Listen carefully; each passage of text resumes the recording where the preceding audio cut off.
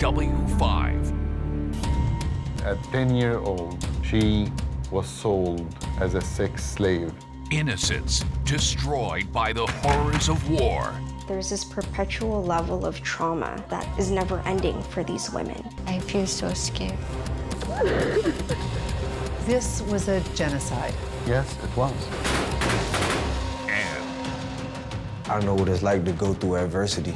fighting his way up the field. Football was an outlet to get away from all that nonsense, too. By definition, you were homeless. It's a tough situation, man. He was one of these kids that was going to make it.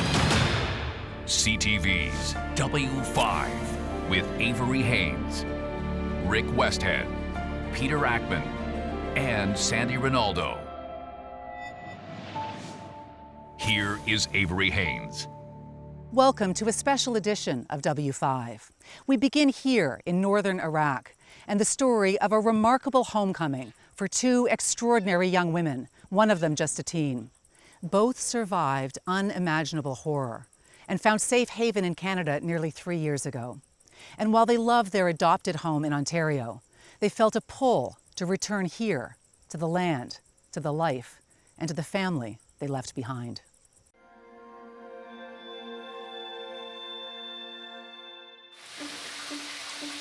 It's a final feast before an arduous journey. The food is laid out on the floor the traditional way, in a small home outside Toronto.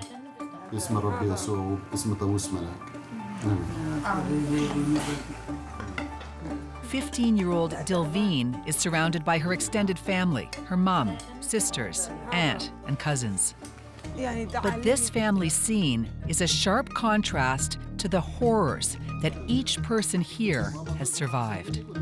Especially Dilveen, who's about to embark on an emotional return to her homeland in northern Iraq and a reunion with her best friend. I want to go to visit Iraq to see my friend Dalal. Hi, Dalal. Dilveen and Dalal, best friends, more like sisters, who were ripped away from each other in the most barbaric of ways 5 years ago. Like, I'm missing you so much. They've only just recently been able to connect through video chats and are excitedly planning for the trip that will finally bring them together again. Bye. I'm feeling happy because I will go to see my grandmother and grandfather and my friend. And then I'm feeling scared. Scared of what? Scared because we are not safe in Iraq. You feel like you're going into a danger zone. Yes. A danger zone, a return to the land she once loved but now fears. Because what was done to Dilveen and to Dalal and to so many others is nothing short of an atrocity. It was August 4th, 2014. Dilveen was just 10 years old when ISIS fighters carried out a well-orchestrated and brutal terror campaign against the Yazidis, who practice an ancient religion. One village after another, one horror after another, like waves of darkness. We're going right now inside just a tent to see how they live, how they eat, how they drink. Reverend Majid Al-Shafi is the president of the Canadian organization One Free World International, which is devoted to helping persecuted religious minorities, including the Yazidi people. The ISIS fighters coming in and rampaging through these villages. What was the mission of ISIS? The mission of ISIS was destroy, kill, and capture the girls. This was a genocide. Yes, it was. ISIS tried to wipe completely the Yazidi population from the earth. ISIS views the Yazidis as less than human infidels who need to be enslaved or exterminated. Dilveen and her family tried to escape. What happened? As they are trying to escape, they was captured in the way. Your family and Dalal's family all got into a car. Yeah. And tried to run away from ISIS, drive away as fast as you could. We was the one to run from ISIS, and then there was a waiting in the street They are waiting for all the people, like where they are going. And then the time they are see us, they are say stop the car.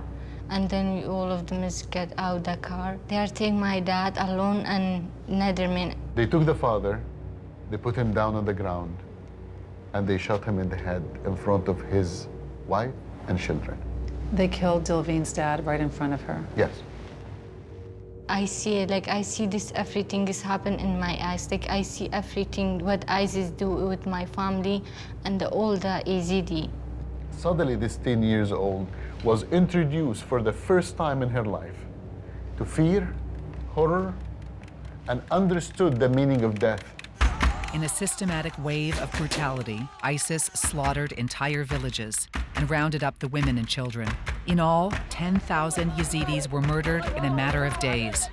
200,000 others fled to the top of a nearby sacred mountain called Sinjar, where they were trapped by ISIS fighters who circled like sharks down below.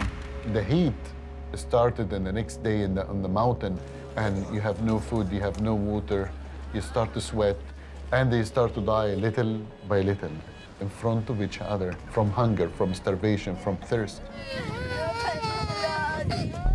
After 3 long days, the international community stepped in. Good evening.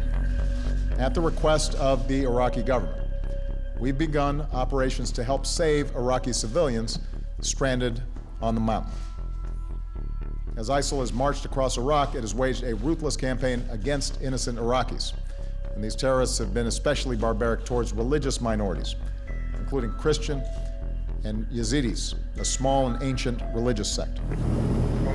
British and American military planes dropped emergency supplies in the dark. In daylight, a chaotic and desperate scramble for those basic supplies, food and water. And over the course of 5 days, a precious few managed to board flights of freedom, about 24 at a time, plucked from the suffering on the ground, rescued via helicopter, but often having to leave loved ones behind. Those remaining on the mountaintop, once ISIS retreated, fled in search of a safe haven. There's no one to help us. We want to live in peace. We want a safe zone somewhere for the Yazidi. Thousands wandered en masse, at times through treacherous ISIS-held terrain, many even into war-torn Syria. It would take 3.5 years, until December of 2018, to realize the full extent of the Yazidi slaughter, with the discovery of a series of mass graves. But if there is a fate worse than death, it's what was experienced by the Yazidi women and girls who were captured by ISIS on that August morning in 2014. This cell phone video shows how they were rounded up in courtyards, held at gunpoint. Even in the worst horror movie that you can ever think about, cannot even create that horror. ISIS broadcast their threats in slick propaganda videos, their suicide bombings, their beheadings, all for the world to see. But they kept silent on what they did with the thousands of Yazidi girls they abducted. They were bartered, sold to the highest ISIS bidder. With the girls, divided them to 3 categories: very beautiful, medium beauty, and not much beautiful. Virgin and unvirgin. The prices of the Yazidi girls was from 2,000 to 4,000 American dollars. There were actual markets for these girls. These girls, some of them as young as 8 and 9 years old, being forced to put makeup upon them, being forced to wear sexy clothes, and they will make them walk in front of the ISIS fighters like a fashion show, and whoever the ISIS fighter like will take her home. Dilveen and Dalal were no exception. I was 10. I was so scared because my mom knew with me, my dad, like just me and Dalal and load of girls Yazidi. There was a look in the girls, each the ISIS fighters like it, they are taken. And then when the guys choose me and one Dalal. When you and Dalal are separated, What did you say to each other as you were being ripped from each other? I told her, even if you kill me, I cannot leave Dalal. They told me, if you don't leave it, we will kill you both. And then they are take Dalal. You told them, just kill me, don't separate me from Dalal.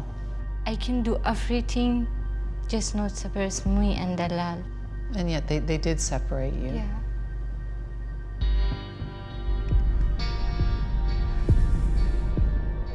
Dalal was sold to one fighter, and little Dilveen was purchased by a man old enough to be her grandfather. She was sold to an old man. At the age of 10.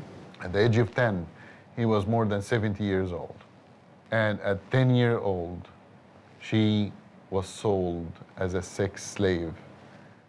And he's take me at his home and he showed me his wife and his children. And he beat you? Yes. A 10-year-old girl trapped in a home, suffering the unspeakable.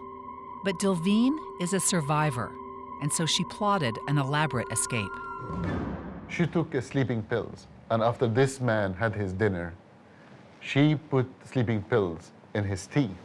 10-year-old Dilveen knew that her survival relied on poisoning this guy to escape. That's correct. After you saw him laying asleep on the ground, you just started running for your life. I ran. I leave at 11 o'clock in the night, and then I was in the mountain in 6 o'clock morning.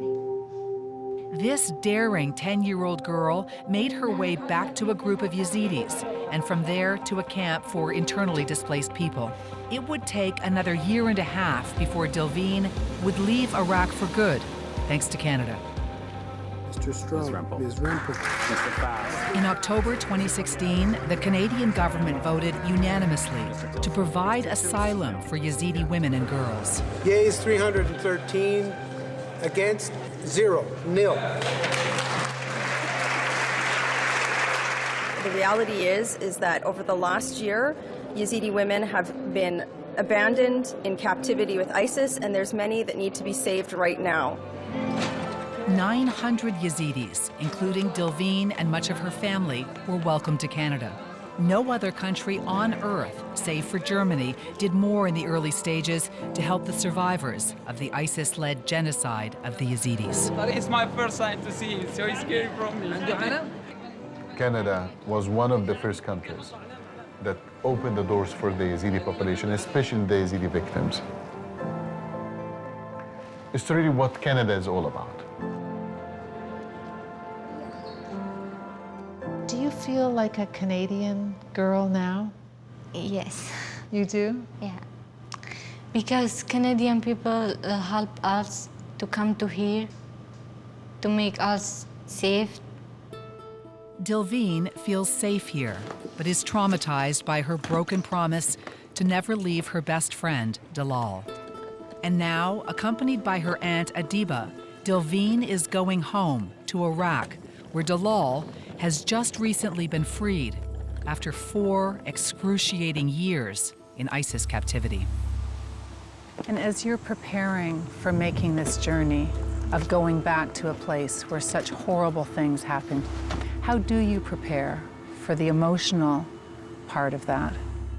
I cannot be happy because I know everything about what the ISIS do with the girls. I cannot forget that. I'm thinking about that every time. You're thinking about that every day? I cannot forget that. That's for me so hard. And then I will remember all of them. Coming up. That was hell on earth. She was sold more than 15 times. Reunited after years of slavery. That's my best friend. When W5 continues.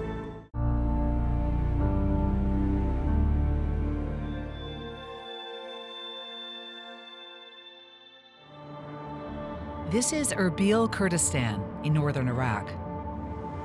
A safe and vibrant city of 1 million people that is steeped in history. The legendary citadel at the heart of the city is the oldest continually inhabited place in the world, dating back 10,000 years. And in the shadow of the citadel, the Kasari Bazaar, one of the oldest covered markets in the world.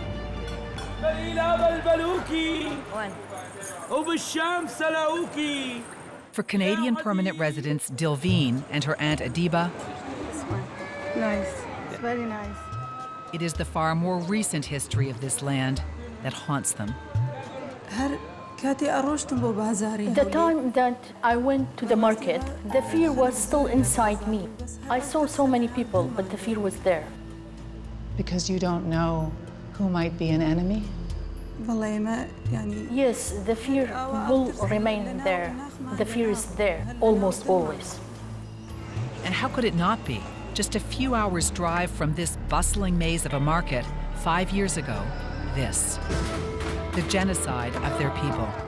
In 2014, ISIS unleashed a wave of terror targeting the Yazidis, a rural religious minority who are seen by the militants as devil worshippers and less than human. 10,000 Yazidis were killed in a matter of days. Nearly 7,000 girls and women were rounded up to be sold as sex slaves amongst the militants, including Dilveen, who was just 10 years old. In those first few days in Iraq, you were actually afraid that they could capture you again? Yeah, I was so scared.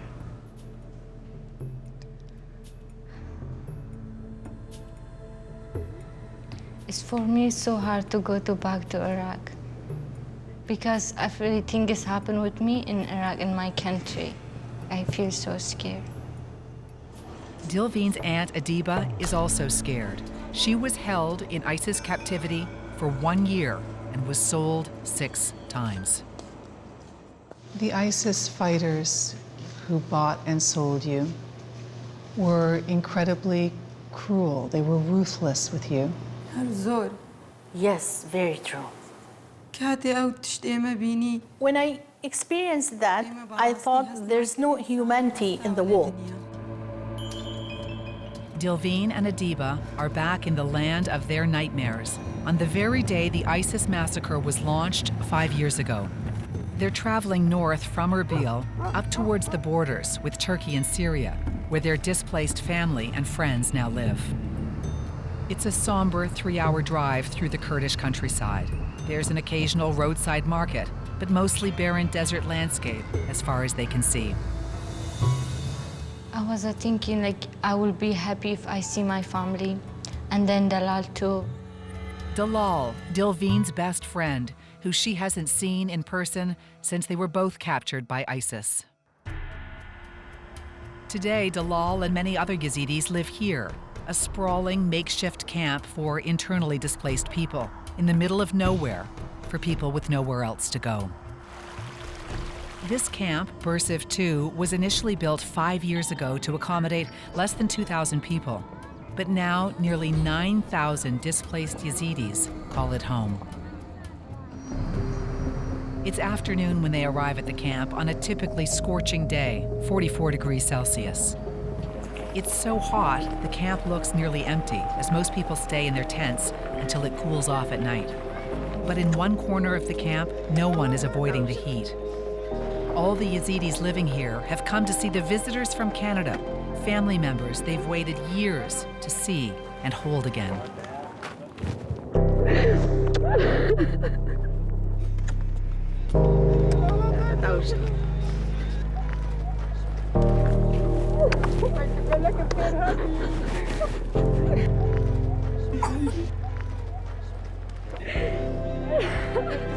And while every kiss, every embrace is cherished, there's one reunion that's the most powerful of all.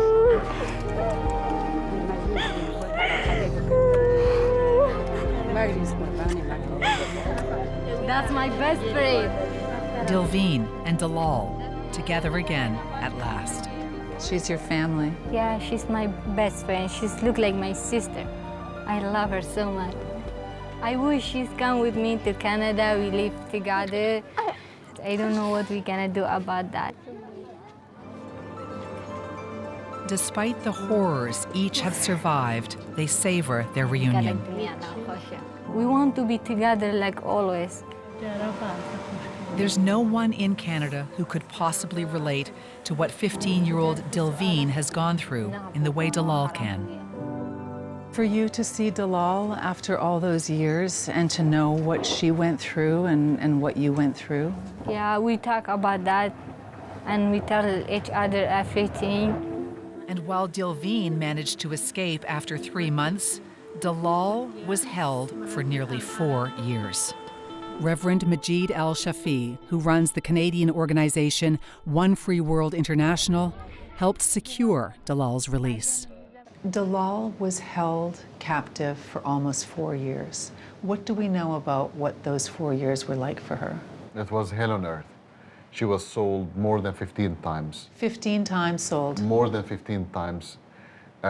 She was tortured, she was beaten, she was forced to get pregnant 3 times. She was forced to give away her 3 children back again to ISIS. Dalal had 3 separate babies from ISIS fighters and wasn't able to keep any of those children. Was not able to keep any of these children. Each time Dalal was sold, she had to leave her babies behind. Barbaric and horrifying, but sadly not unique in ISIS's twisted mission to wipe out the religion, but keep the women and girls as sex slaves. The way that ISIS sees the children is the property of the Islamic State.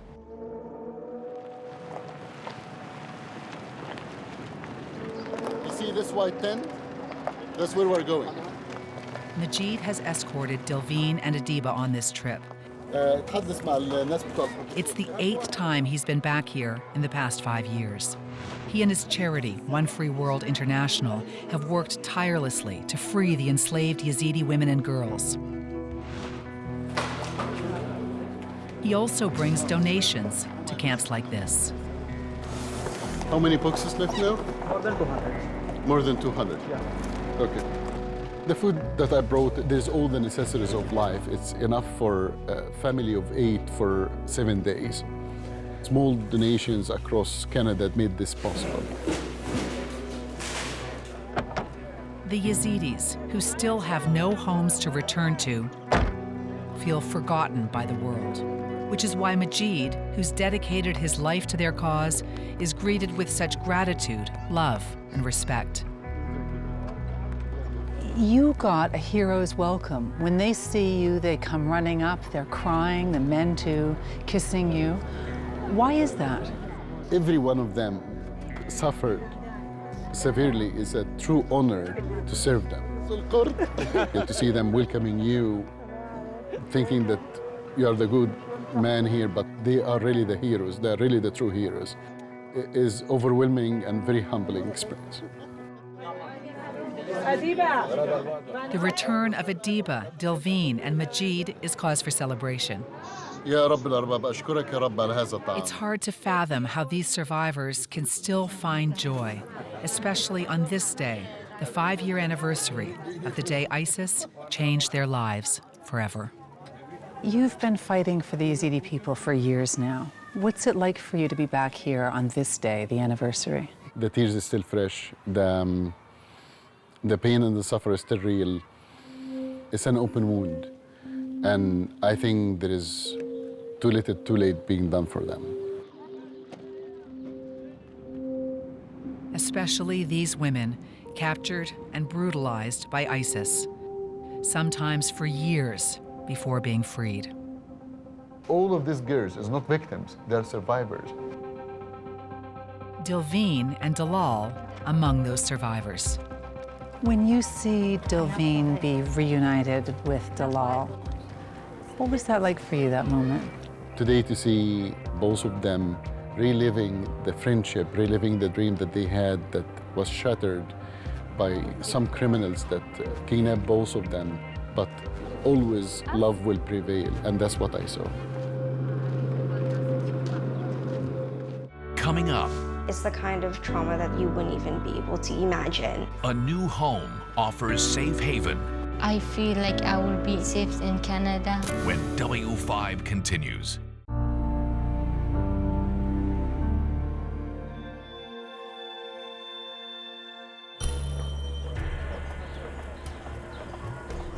It's the final full day in northern Iraq for Dilveen and Adiba before they head home to Canada. And along with friends and family, they've come to what they consider the holiest place on earth. This is the ancient Lalish Temple, more than 4,000 years old. It's the most sacred place for the Yazidi people. Every one of them is expected to make a pilgrimage here during their lifetime. It's their Mecca, their Jerusalem, their Vatican. Lalish is the most holy place. Though not a Yazidi himself, Canadian Reverend Majid Al-Shafi recognizes the temple's significance. It's their main temple and been protected for thousands and thousands of years. The Yazidi faith has elements of Islam, Judaism, and Christianity. The Yazidis believe in divine spirits and strive for purity in all things. And nothing is considered as pure as the water that runs from the springs here. Lalish for them is a place of cleansing. And that's especially vital for women like Adiba, who survived ISIS enslavement. For Adiba, it was very important because this was a new beginning to wash her pain and to wash her burdens and to wash all the past, all the horror that she saw, to cleanse her soul.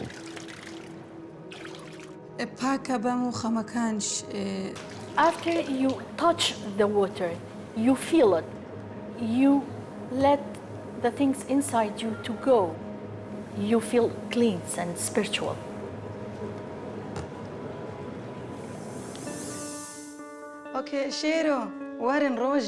It's early autumn in Richmond Hill, Ontario, just north of Toronto.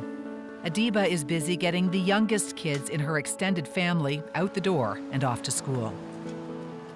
Okay, so I want you to put capital letters and lowercase letters together. At 28 years old, Adiba is also at school, taking English lessons. Okay, well done. Good job. Does Canada feel like home to you now? Yes. This is my second home. But a home where she still relives the horrors she suffered back in Iraq. When I arrived in Canada, I thought that there will be no fear anymore. You're still suffering the trauma of what was done to you. That's something will remain forever. Shortly after arriving in Canada, Adiba started suffering from intense flashbacks, even seizures, once ending up at Mackenzie Hospital in Richmond Hill. The unknowing medical team restrained her, in much the same way her ISIS captors would before they violated her. I was so scared because I wasn't able to move my hands and legs. Adiba had to be heavily sedated. It took her weeks to recover. I didn't know that such pain and suffering still existed right now in our world. I had no clue. Aliyah Chan is a social worker who provided trauma counseling to Yazidi women new to Canada. When the body has been in fight or flight mode for such a prolonged period of time and in a state of such unbelievable distress, it's going to manifest its way through seizures, for example. Have you ever heard the kind of trauma that you heard when you started taking on the cases of these Yazidi women? It's the kind of trauma that's so removed from us as Canadians that you wouldn't even be able to imagine or even fathom this actually happening. What sorts of issues were the women talking to you about that they're dealing with now? Not being able to sleep, nightmares, flashbacks, night terrors, not eating, not being able to leave the house. There's this perpetual level of trauma that is never ending for these women. That perpetual trauma was re-triggered in January of 2019, when Adiba and some of the other Yazidis who've settled here started receiving mysterious and threatening phone calls, suggesting that ISIS was still after them.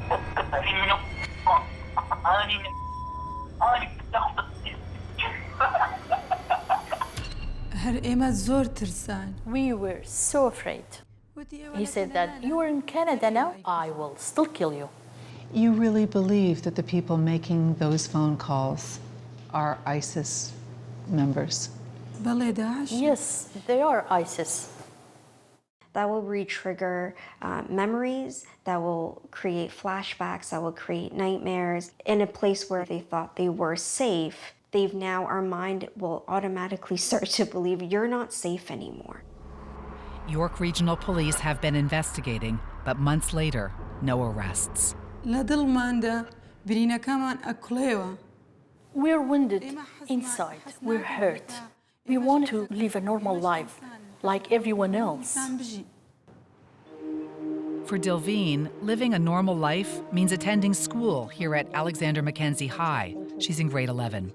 I have 1 year still in high school. You do? She's a diligent student, and it's a good thing because she has some big plans.